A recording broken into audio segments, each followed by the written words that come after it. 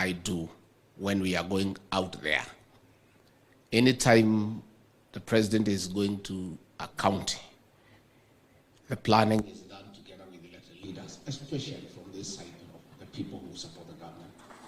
We want to ask our cabinet secretaries and principal secretaries, when you have some programs in a certain county, please talk to the elected leaders.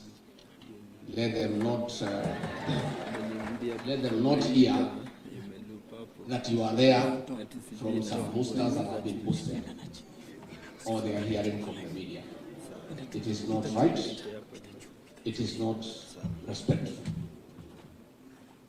Even where you are going and you have been invited by governors, you are in the national government. And these are the people we work together in the national government. Let us involve them. And if the president has time to engage them, I have time to engage them. You should also have time to engage them.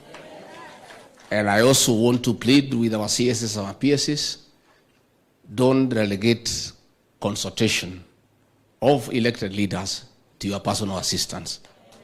Do it personally, because we do so ourselves.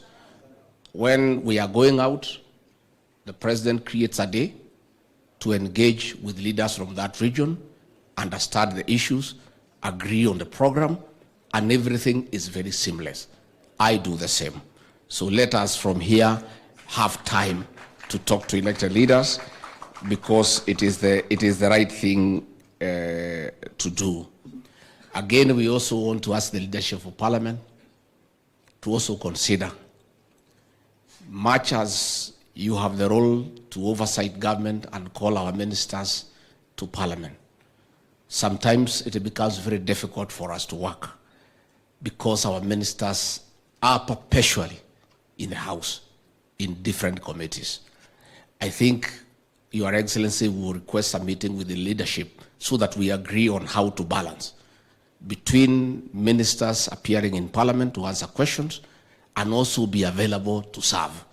Because sometimes even we have cabinet committees, we are not able to prosecute our agenda because ministers are in out of Parliament. But I believe with some engagement with the leadership, we can agree on an acceptable way where we allow ministers to function at the same time they appear before Parliament.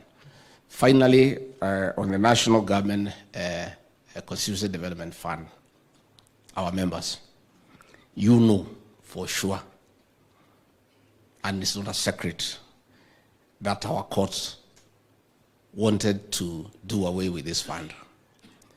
But our president, having been a member of Parliament, appreciating the importance of that fund, in his magnanimity, fought very hard to ensure that this fund stays.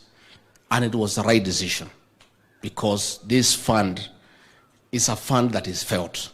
Because one, is only 6% that goes to recurrent. Everything else goes to development.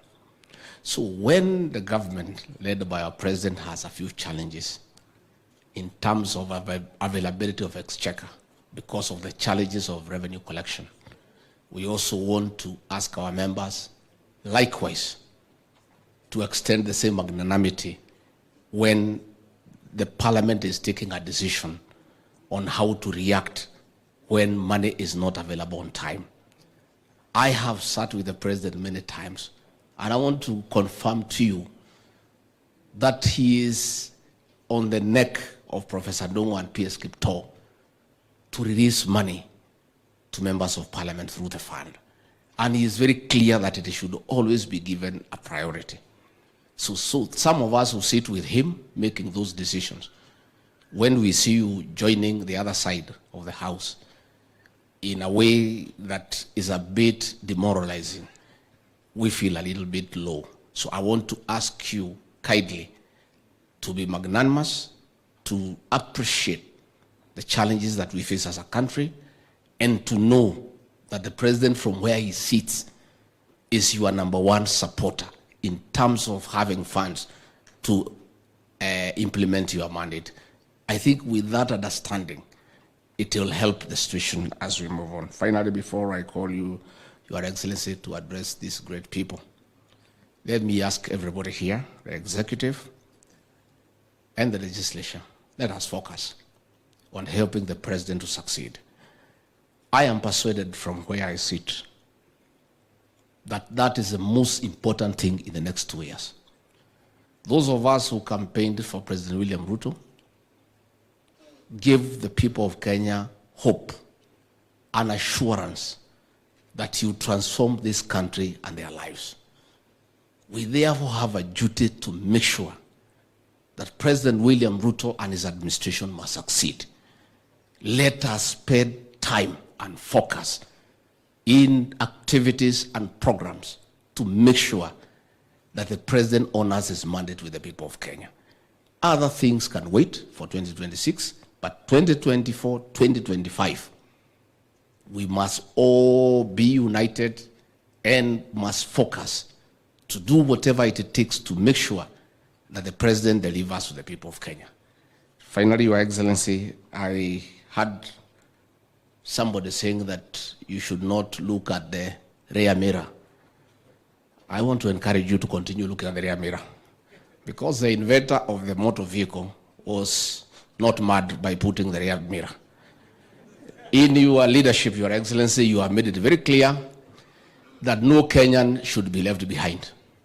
So you must continue looking at the rear mirror to make sure that all Kenyans are on board and they are not left behind.